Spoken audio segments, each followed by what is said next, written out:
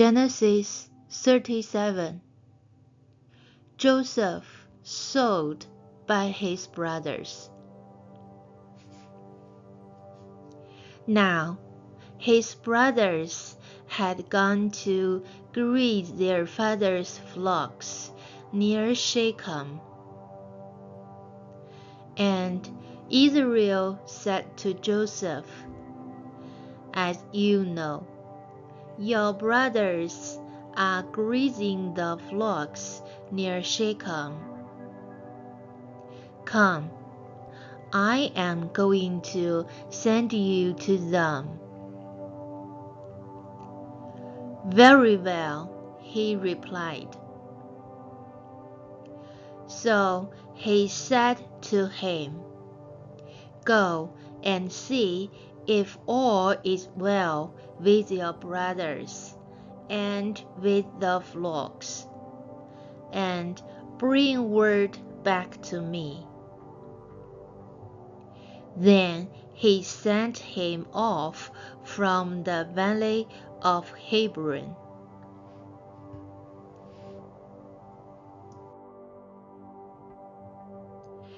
When Joseph arrived at Shechem, a man found him wandering around in the fields and asked him, "What are you looking for?" He replied, "I'm looking for my brothers. Can you tell me where they are grazing their flocks?" "They have moved on from here," the man answered. "I heard them say, 'Let's go to Dothan.'" So Joseph went after his brothers and found them near Dothan.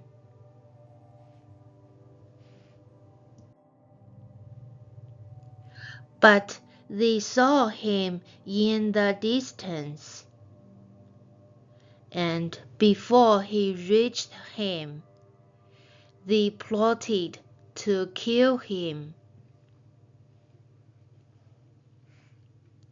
"Here comes that dreamer," they said to each other.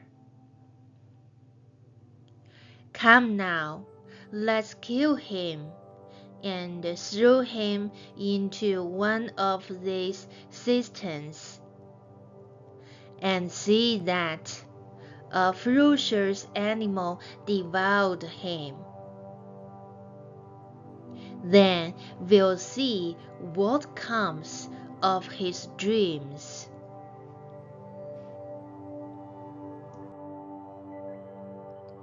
When Reuben heard this, he tried to rescue him from their hands.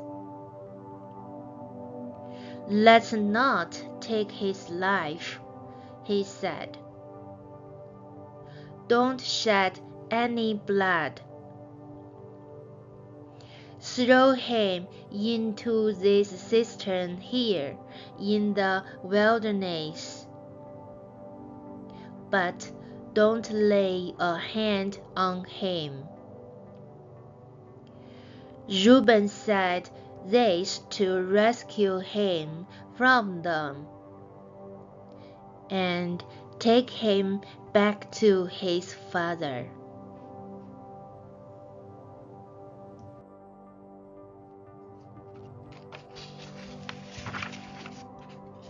So when Joseph came to his brothers, they stripped him of his robe, the ornate robe he was wearing, and they took him and threw him into the cistern. The cistern was empty. There was no water in it.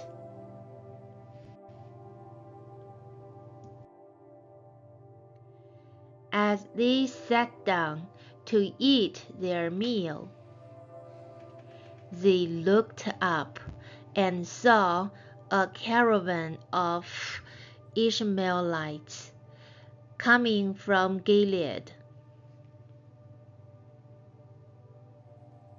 Their camels were loaded with spices, balm, and myrrh, and they were on their way to take them down to Egypt.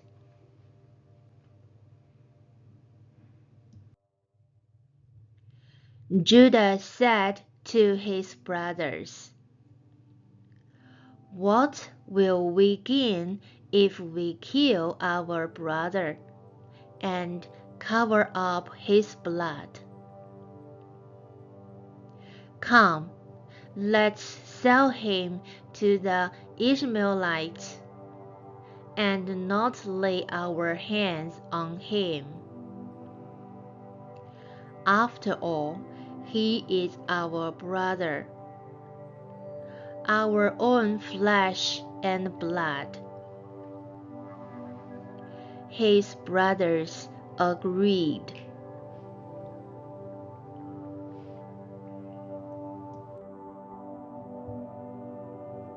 So, when the Midianite merchants came by, his brothers pulled Joseph up out of the cistern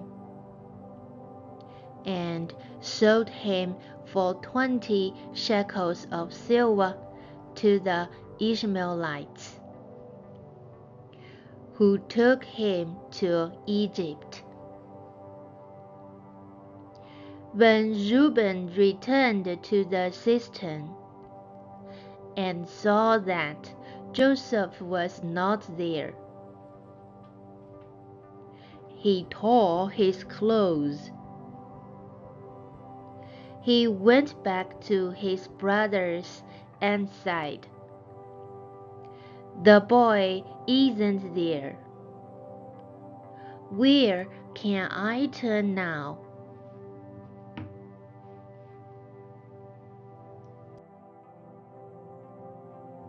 Then they got Joseph's robe, slaughtered a goat, and dipped the robe in the blood. They took the ornate robe back to their father and said, "We found this. Examine it to see whether it is your son's robe." He recognized it and said, "It is my son's robe.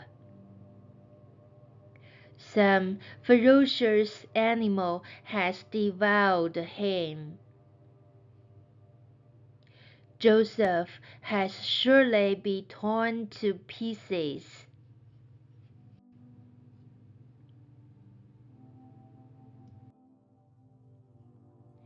When Jacob tore his clothes, put on sackcloth, and mourned for his son many days,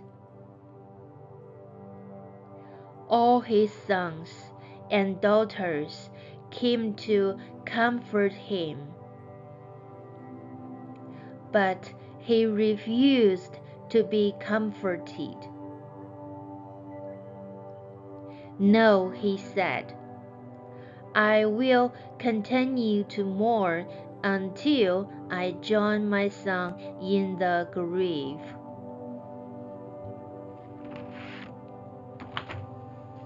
So his father wept for him.